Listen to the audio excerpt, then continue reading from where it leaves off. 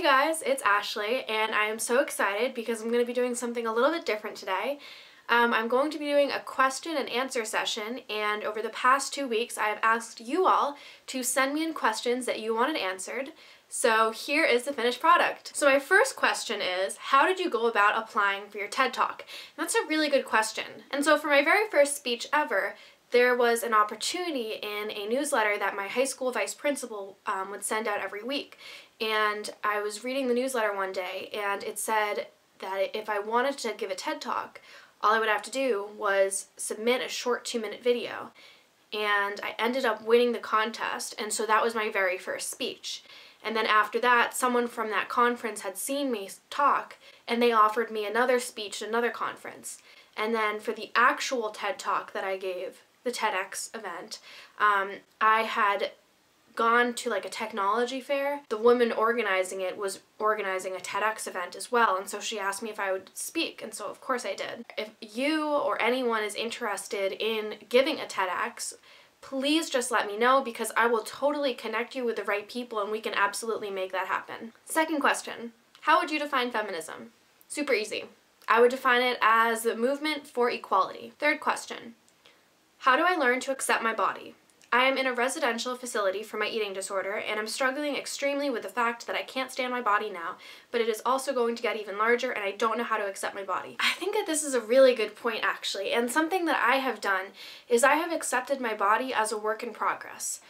Accepting your body as a work in progress and understanding that your body is changing and growing is one of the best attitudes you can possibly have.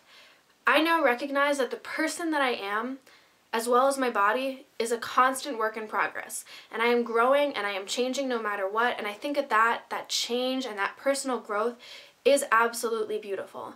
So really learning to love and to accept your body as a work in progress rather than as one, set, ideal, perfect thing is a really good attitude to have, and it's going to help you out a lot.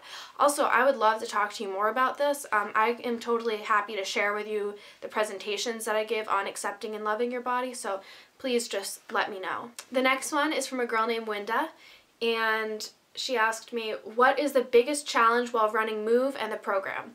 And I would have to say that the biggest challenge is, for me, I think it would be, that's a really tough question. I really think that the hardest part of running Move would be securing the workshops, because I send out literally hundreds of emails to principals and school districts and guidance counselors, and I get so few responses in comparison to how many emails I send. So I really think that the most difficult part and the biggest challenge that I have faced would be actually securing a workshop, because once they're secured, we're totally fine, but securing them is definitely a challenge. And the second question from Winda is, as we know, you've started Move at a young age. What is the most powerful lesson you have learned so far? So the first most powerful lesson that I've learned is really to have faith in God, because running your own company is such a scary sort of thing to do. And the fact that I hope to someday, pretty soon, financially support myself off of this is also really kind of scary. So having faith in God that this is what I'm supposed to do and that He'll help me out along the way is a really big lesson that He showed me. Second really big lesson that I learned was to reach out to people when I get stuck. When I first started running Move, I would hit a roadblock and I wouldn't know what to do, and I would just I would cry because I wasn't sure where to go or who to get help from. And running a company is it's a pretty big deal, there's a lot of confusion over lawyers and tax stuff, and it's just it's kind of overwhelming.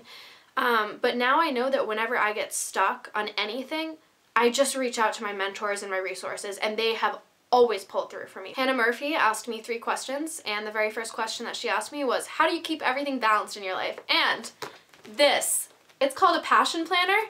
Literally, I map out every single part of my day in 30-minute intervals. It is so unbelievably helpful. Hannah Murphy also asked me, what is the hardest thing that you have ever done? And there are 2 answers to that. The first answer would be reaching out for help. That was scary as hell and definitely one of the hardest things that I've done. Second hardest thing that I've ever done would be writing a book it takes a lot of perseverance to write a 350-page book. And the last question that Hannah Murphy asked was, what are some signs that it is time to seek help and to talk to someone? And this could be a very complicated answer. I could give you very specific symptoms and things, but I'm going to give you a simple answer, and I'm just going to tell you it is time to seek help and to talk to someone when you are dissatisfied with something in your life. If you are dissatisfied with an area of your life, if you're having friendship problems, if you just aren't feeling super happy about yourself, then it is time to go talk to a guidance counselor or a therapist or a parent or a role model or a mentor or me or someone, and just be like, hey, this isn't working out. Here's how I feel. What can we do to address it? What's the next solution? And you move on from there. Thank you so much for sending in questions, and I definitely hope to do more in the future. If you have questions, please leave them in the comment box, and I will totally answer them in my next Q&A video, because this was definitely a lot of fun. Thank you so much for watching, and make sure to subscribe, like, comment, and sign up for my weekly newsletter in the bio.